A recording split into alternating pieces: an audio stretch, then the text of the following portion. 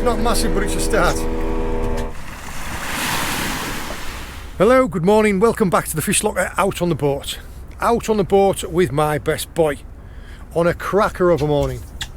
It is like glass in here anyway. I'm not quite sure what it's going to be like when we get out there, but it's nice in here. We're out today to try and do a bit of a mixed day. Massive tides. Ideally, we'll be able to fish on a little bit of a reef for a couple of hours and then go and anchor up on some banks. Yeah. First order of the day though is to get some baits. We do need to find some bait. Yeah. Let's go. Yeah. Oh. Yeah. Quite a few pilchards around at the minute.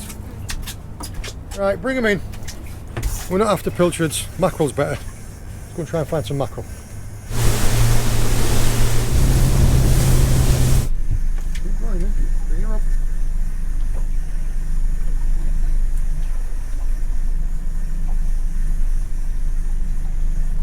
What's it going to be? I'm not sure.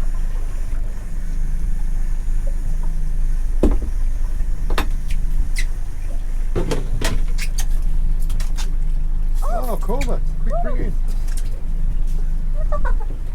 That'll be a new species for you, is it? I've already caught cobra over there. Okay. Well, this is a British one. James has caught a coma. Now, these are over the last probably 5 years have become quite a common summer visitor. Yeah, well done. Beautiful little fish, aren't they? Tell you what I'm going to do. I'm going to stick it in the live bait tank and we'll get a photo of you with it.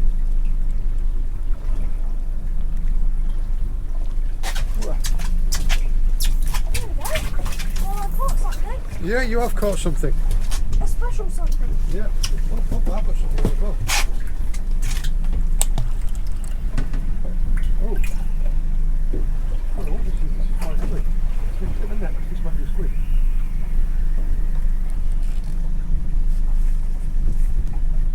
I've got a reel out there. Now, what you need to do, look, is you'll need to scoop it up. If it is a squid, you'll need to scoop it up. So yeah, it needs to be under the water. Understand? Yeah. Get it on the other side of your body. That's the way. That's the way. That's the way. Right, you need to squeeze. See the one on the very bottom? That's quite a nice squid. Right, scoop it up. Scoop the squid up. Knocked it off, James. Knock the squid off.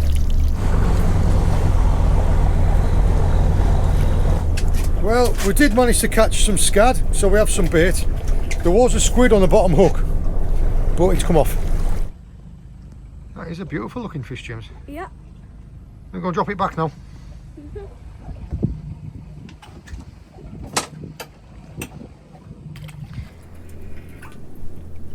Scaddy. A few scad around today.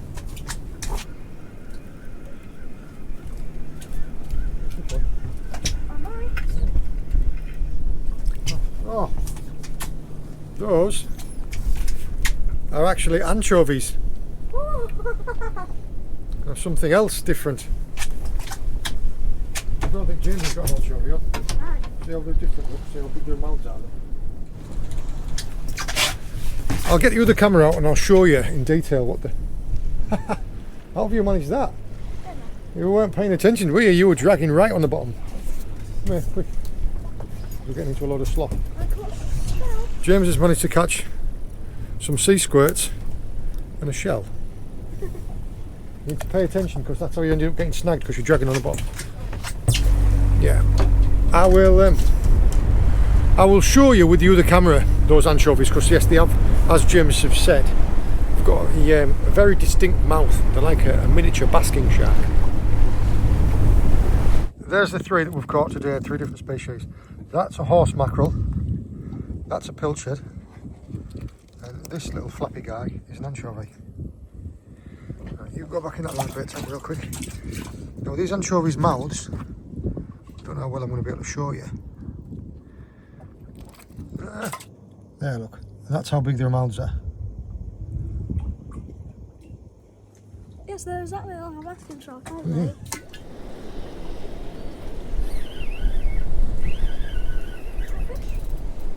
Go in the weeds.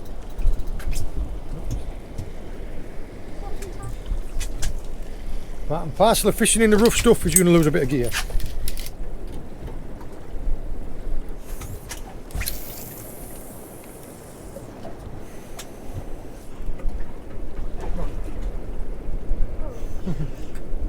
I'll tell you what it must have been. It bounced on the bottom. It looked like a bite. It must have gone.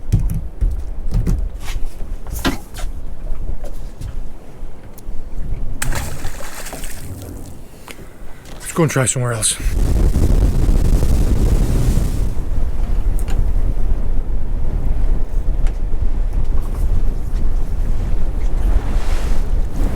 Just trying to mix it up a little bit and find where the fish are and what they're wanting. It's been very hard work so far. Still quite a bit of swell surge, isn't there? No. It's quite big, it's about 4 or 5 feet, but because it's a long way apart, it's just a real slow one. Yeah, I don't mind it. Kind of wants to rock you to sleep though, doesn't it?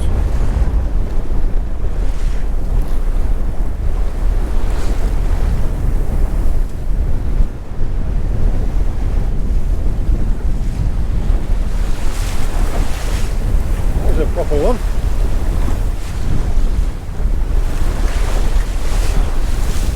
Yeah, some of those swells are quite big.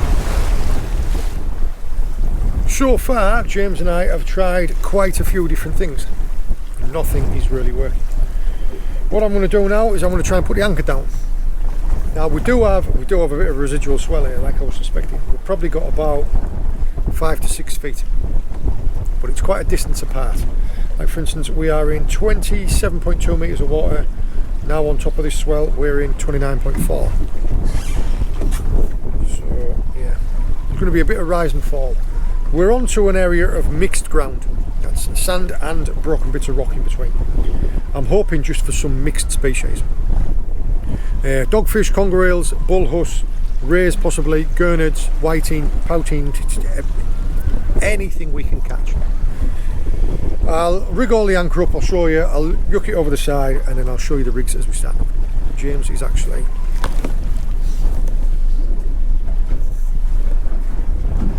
rocked him to sleep. For anybody who's seen these anchoring videos before, you've already seen these. I use a 5 kilo Bruce anchor, about 20 odd feet of chain, and I rig the anchor with a weak link so it will trip out if it got stuck. Onto that, I have an Alderney ring and a buoy. This is used for hauling the anchor.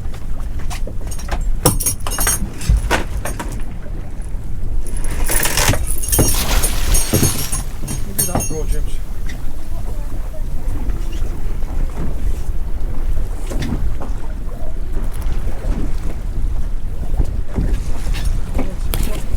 Onto my rope, I always slide a batten of wood. Couple of reasons for that. One of them, so that the Alderney ring doesn't slide all the way up the rope and end up underneath the bow. If it sits all there, nobody else around me can really see it, and also if it sits under there, it doesn't. I'll explain it a different way. The reason why you have it is because your anchor rope on the seabed, your chain will run up and then your rope will go up, goes to your buoy, and then on the surface you've got your rope to your boat. Going over these swells, it will pull the buoy under the water rather than snatch at the anchor. It's a surge dampener. I've just made it off to an after click there, just to try and bed the anchor in, because if it's not going to bed in, I'm going to have to go back up, further higher up tight. I don't want to be right in the middle of the rock, I just want to be in the area where it's rock and sand mixed. No, pull it up, we'll try again. It's a fine line. In order to get the anchor to bed in here, I could let off another 100 feet of rope, but if I do that, I'm going to end up right in the middle of all the rock, and I don't want to be. I want to be in the area of the rock and the sand together. So I've miscalculated. It happens.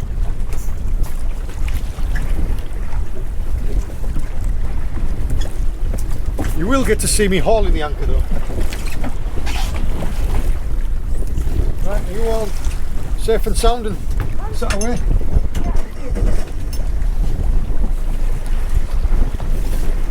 The theory behind this being, as I steam round, put the anchor down over there, I'm going to steam round back over the top of the anchor. That Alderney ring and that buoy is going to slide, the rope's going to go through the middle of it, it's going to slide all the way down until it is right above the anchor, and then the buoyancy of the buoy is going to lift the anchor for me.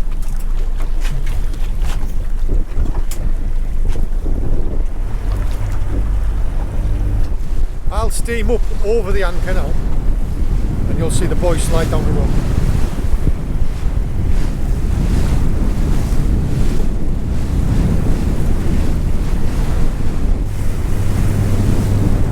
When the buoy has reached the anchor, the buoy will bury under the water like that.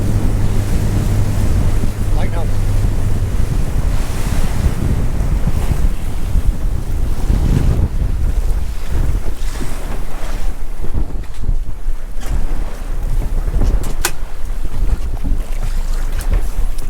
Right now, the buoy is suspending the weight of the anchor.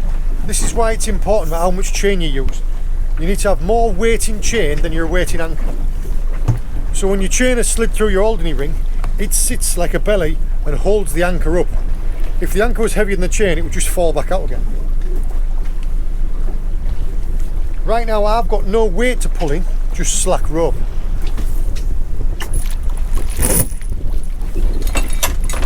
Like that. Right. I'm now going to go an extra 100 feet, 150 feet up tide, so I can put the anchor down and let out a little bit more rope so that we sit back right.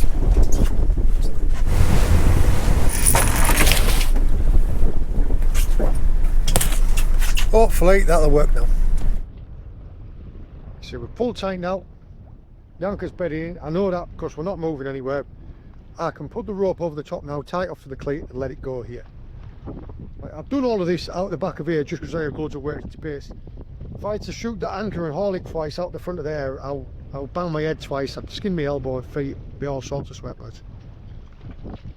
We will knock up a load of baits and rigs and show you them before we chuck them out. Okay, we are almost organised. The rigs that we're going to use is, they're going to be some variation of a running ledger rig. That is basically a hook with the length of line to a slider or a lead locked into a swivel and an upstream leader. Super simple. The hooks are going to be either, I think this is a 3/0, 1/0, 2/0 or 3/0, just what I've got in my box. And the hook length is a 40-pound ono. All I'm going to do is I'm going to cut the scad into little tiny strips, talking like the size of your finger, and hook them on and cast them out as far away from the boat as I can in every direction that I can, just to try and cover a bit of ground. Just like that. The boat is swinging around a little tiny bit because we have got wind kind of a quarter across tide. So by spreading the baits out, you try and keep them apart so that when the boat swings around, they don't all get tangled up. James is getting a couple of little bites on one rod, and there's a bite on this one.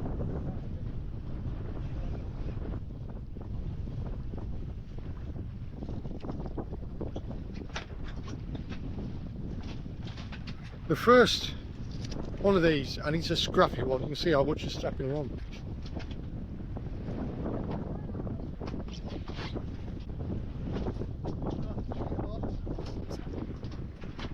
James don't want them.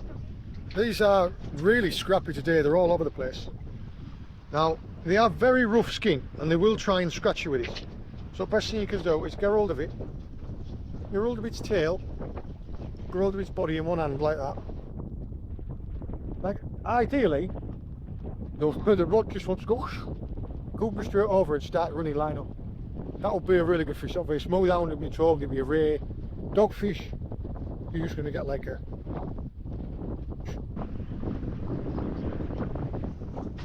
I generally have a rule, like we'll go 45 minutes, and if we haven't had a bite, we'll move. Or, if in those 45 minutes, if you've had nothing but dogfish. Oh, well done.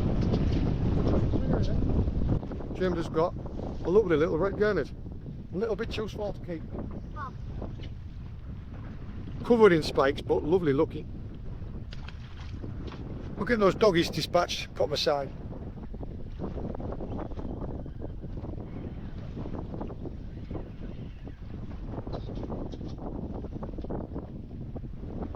One thing's for sure, there is no shortage of those.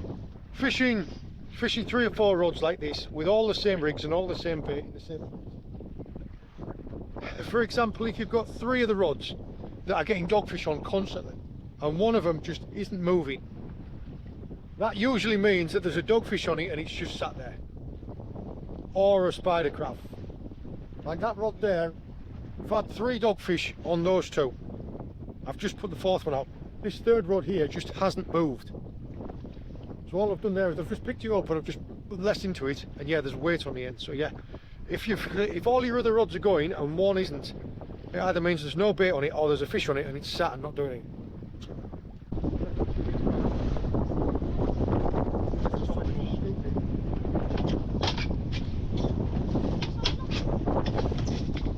James has actually caught himself a sokioke.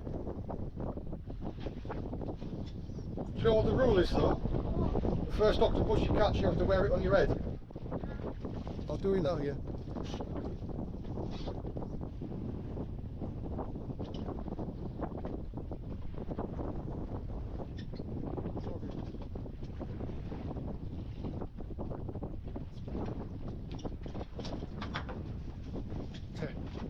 There does seem to be a lot of dogfish down there.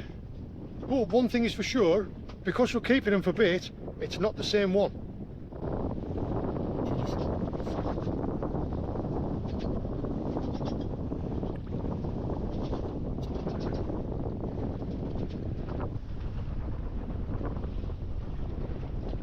It's difficult to try and show you the bites. Yeah.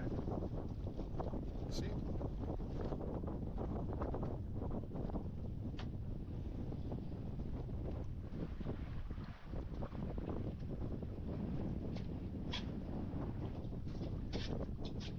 It's slightly bigger though, aren't it?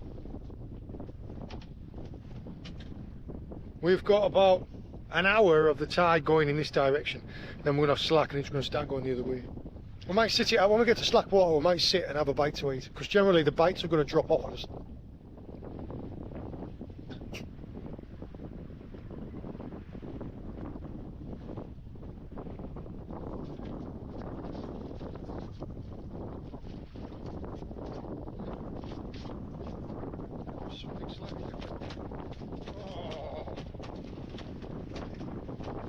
The reason I was really quick to go and lift it up is for exactly that. It's just bit through the hook line.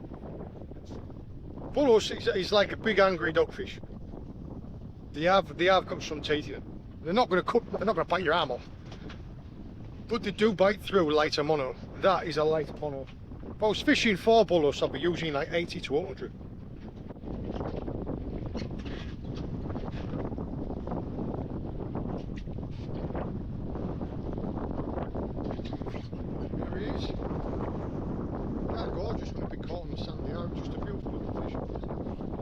And got a flat belly on her. There we are. Hook's out. Going back.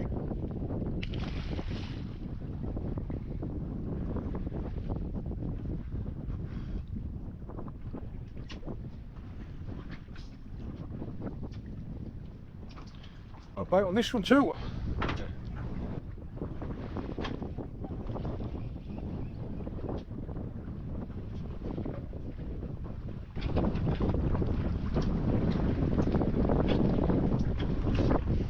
Backwards dogfish. If anybody was curious of what was the most common fish in the area, I guess you kind of know.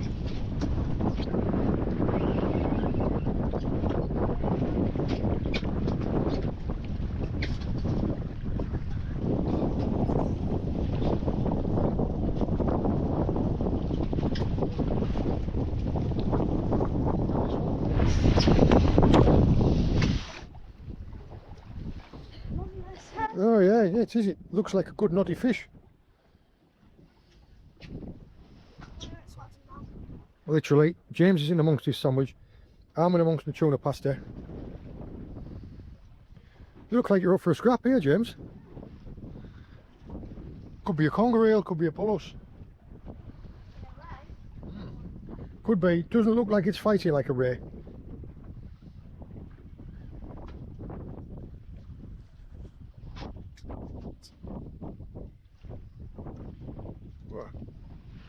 Are you doing okay?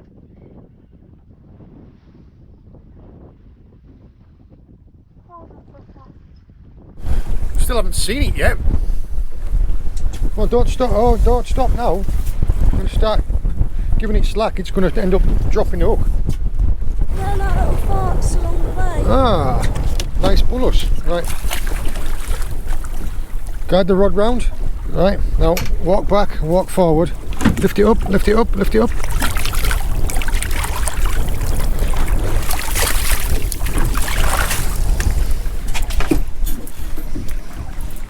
Nicely played, best boy.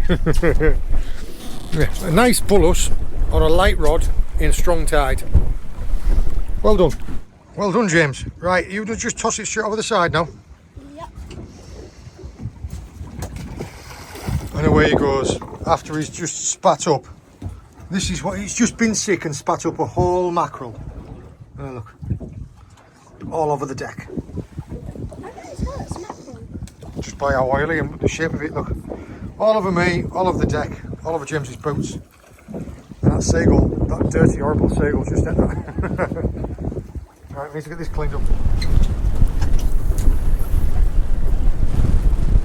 Whoa, we are having all sorts of camera dramas today. I've spent probably the last 15 minutes trying to get all this working again. Saltwater environment and any form of electronics does not really work well. What have you got here?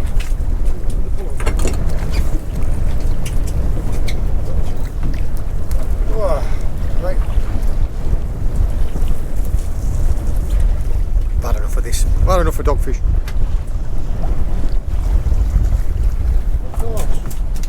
Okay, well, on this mark we have had a total of 16 dogfish, 2 bullers, 1 red gurnard, 1 octopus, and I think a spider crab because it fell off halfway up.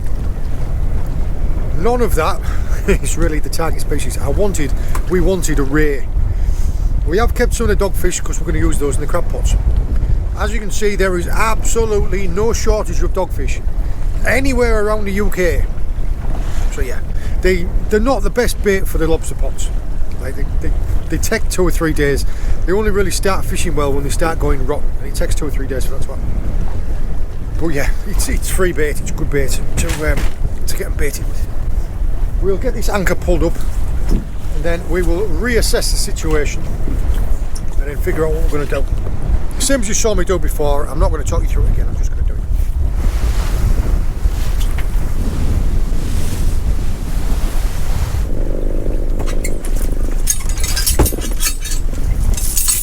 We'll see what the conditions are like on another mark.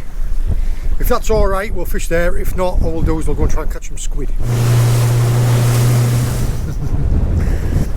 Well, my best boy is hard fast asleep. I guess I'm going to do these pots by myself.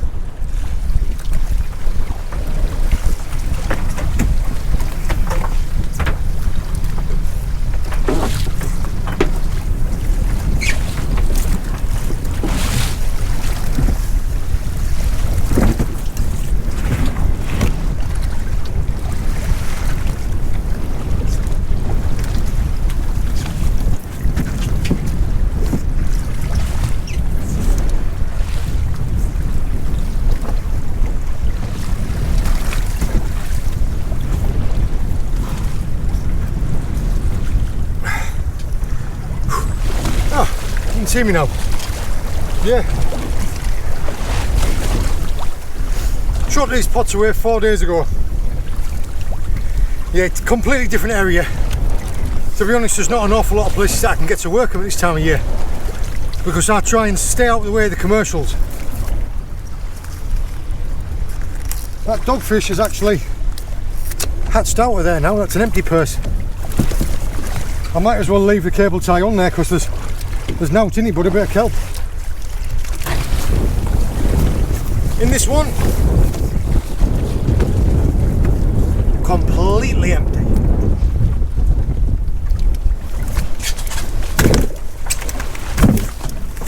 bit of weight in this one because we have two great big fat bullhuss.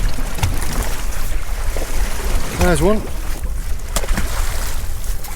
and there's the other one. These are a greater spotted cat shark. You can tell because of the nasal flaps and because of the size. And two velvet swimmers. Well, there's not much going on there, is there? Yeah. We're coming to the time of year when there's less crawling about, everything's moving further off, and I only fish these in shallow water because I'm all in by hand. Yeah. We'll get them all baited up. I've got plenty of dogfish to bait these with, and then we'll get them shot back in a different area.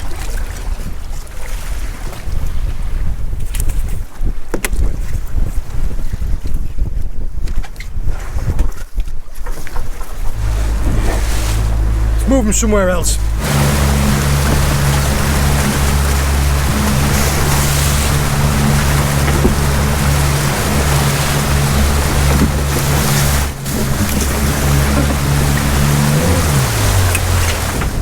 Right, well, I have tidied down. We are now nice and clean again. James is still hard fast asleep. I don't think that kid can sleep through anything. I think what I might do now is I might try and dig out some squid jigs and we'll go and try and catch a squid.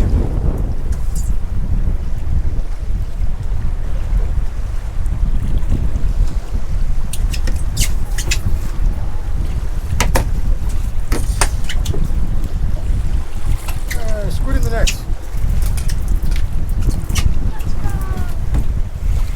Move to a slightly different spot. That first drop, a hell of a palaver because we've just come through like a massive great tide line and a flipping great tree that got stuck under it. Anyway, yeah, drama, but the first squid is now on the boat. There you go. Hopefully the first of a few. All I was doing was I was just fishing. All I'm fishing is like that, 3 jigs.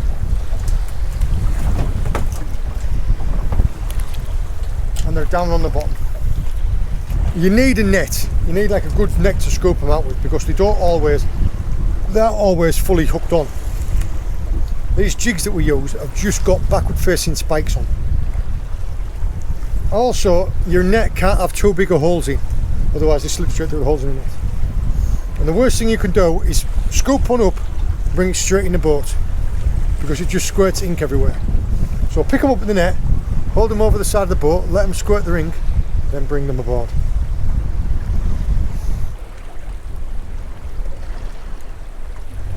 We have had a lot of bad weather, we've had a lot of rain and it's washed a lot of stuff down the river. At the same time, we've had a lot stirred up.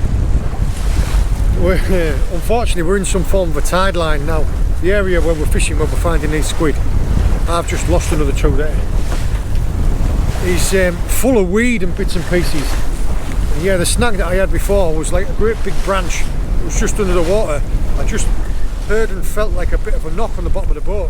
When I looked over the side, from the side of the engine all the way halfway midships. And there was actually, I'm just going to have a look and see what it is there. It looks like a pickup buoy in the middle of a great big raft. Oh, look.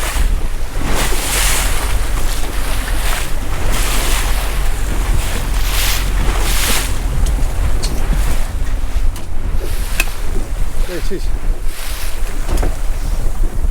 James and I were just talking, we were just saying, if that was in Florida, there'd be fish everywhere, there'd be mahi, there'd be triple tails, there'd be all sorts in that. I think we have time for one more drift because the sun is just on its way down. We'll do one more drift for a squid. Just can't see my kid on the jigs.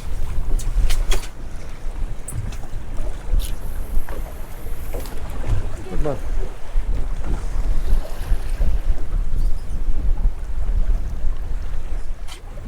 I cannot believe it. I am absolutely flipping gutted. Now this just goes to show, like, other creators, they understand this, they'll feel my pain. We've just had a 3-minute long clip where we've just like lost a one. I've just landed one. James did a great job with the net. I've just showed you the dispatching of them. We have 2 cracking squids there now. James? Oh, right, still. Keep him under the water. Oh, James, oh, best boy. Keep him under the water. I kept it under the water. You didn't, I saw it lift out of the water. Yeah, and the effing GoPro's decided that it's just going to completely blank that. So I've just lost 5 minutes of footage. Right, drop straight back down, James. I bet a tentacle's still on there. Yes, you have. You've still got a little tiny bit of tentacle on there. I bet a sucker. Yeah. GoPro, you are SHIT.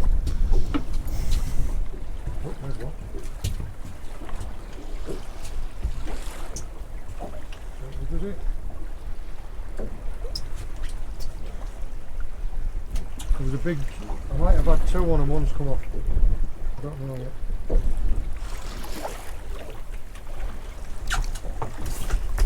We have a beautiful night sky coming on.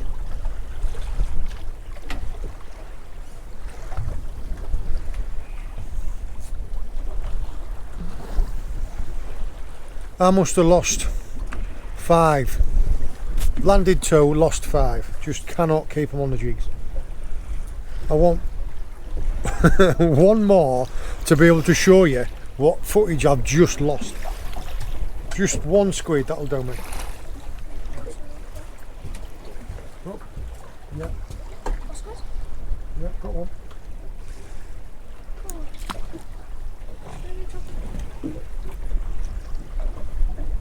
Ready to scoop, James? Scoop. Oh, James, scoop, quick. Good man. Oh, brilliant, James. Well done. James Locker, netman extraordinaire, fantastic son. Right, just hold that up there, please. Hold the net up. Don't want it falling off. Look at the spots in it as well. Almost see-through, aren't they? Look at those tiny red spots as well. That is a nice size one, James. Right, can you hold this camera for me for a second? Just one hand. That's it, perfect. There you go. A massive great eye. And these backward facing barbs here, they just pop off like that.